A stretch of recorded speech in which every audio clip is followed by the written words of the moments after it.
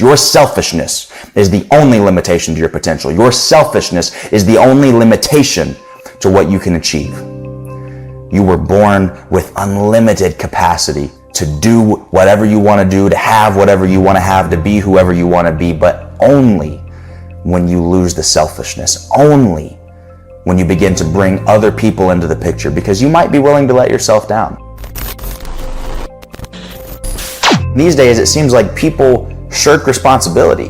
People don't want to be the leader. People don't want to be the person in charge. People don't want to be viewed as the person that's setting the example or setting the standard for everybody else. It's like people are scared of this responsibility of leadership. But the harsh reality is that we're all leaders.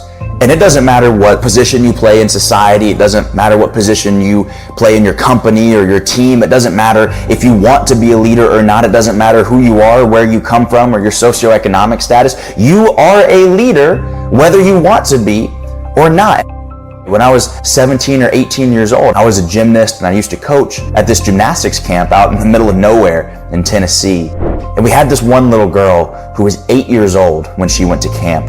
And she was the most innocent, just beautiful soul that you've ever met. And she had the best week of her life.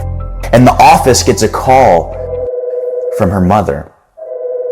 She said, I'm on my way there to pick her up. She said her father, my husband, just got in a car accident and passed away. And we were all completely shocked. And the little girl had no idea, and we were just sitting there waiting for her mother to arrive. She had to drive 8 hours from across the country. The entire time we're just waiting. This 8-year-old little girl's life is about to change forever. And I was instantly hit with this burning question in my heart. And I said, I wonder if that little girl watched me do anything this week that might help her even 1% get through what she's about to go through. I want to know, did she watch me lead people? Did she watch me handle adversity? Did she watch me conquer a challenge? Did she watch me in a moment of frustration and anger and sadness or whatever was going on with me? Did she watch me handle myself, conduct myself in such a way that might make it just 1% easier to deal with the biggest tragedy of her life that is about to happen?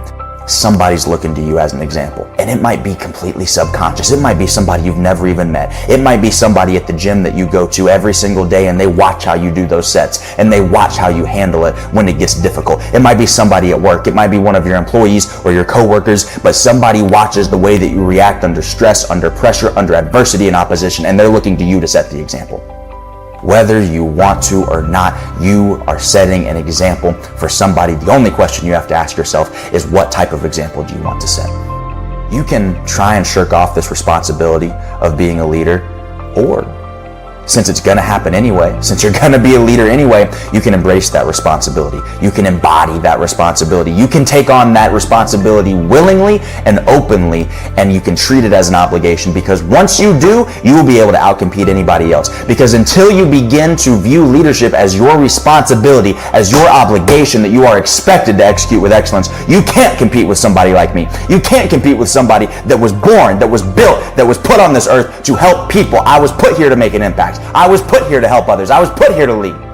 If you get to a point where you surround yourself with certain people, where you know that people are watching you, where you know that there's people counting on you, where you know that you're setting an example, when you get to a point when you're not willing to let them down, your life is going to go to a whole nother level. And the great part about it, the great part about being a leader, is that when your life goes to another level, the lives of everybody around you goes to another level. Your spouse's life goes to another level. Your kid's life goes to another level. Everybody who's watching you, their life goes to another level. And I don't care if they're watching you in admiration or if they're watching you to hate on what you're doing. Everybody goes to another level. That's the beauty about being a leader. But here's the challenge. You gotta lead me before you can lead we. I'll say that one more time. You have to lead me before you can lead we. You have no authority over anybody else until you have authority over yourself. Stop trying to advise other people until you get your life under control. That's why I'm telling you, it starts with you. It starts with the example that you set. It starts with the way that you conduct yourself, the way that you carry yourself, the way that you handle adversity, the way that you handle hard times and opposition. That's the measure by which you should judge yourself. Now, everybody can do it, but not everybody will do it. But here's the formula. I promise you, this formula will take you as far as you want to go if you would just implement it and execute it. It's 3 steps. Number 1, vision. Number 2, values. Number 3, volume. Vision. What do I mean by vision? If you go to your car right now, like literally right now, go to your car, sit down, and open up your GPS. It will give you an exact coordinate of where you are right now. It'll give you an exact position. It'll tell you latitude and longitude. It'll tell you within a couple of feet where you are on the planet. But here's the challenge. Until you give it a destination, it's useless. All of those satellites that are up in the air triangulating your position and all the math and science, and it's beaming this information back down to the earth, it's all completely and utterly useless until you give it a specific destination, an exact address of where you want to go. Until it has that, it can't create a path for you. And so many of us waste so much time trying to chart a path, trying to figure out a step-by-step formula, trying to figure out exactly how we're going to get somewhere when we don't even have an exact idea of where we want to go. You've got to have a vision. So get specific for me. Exactly how much money do you want to make?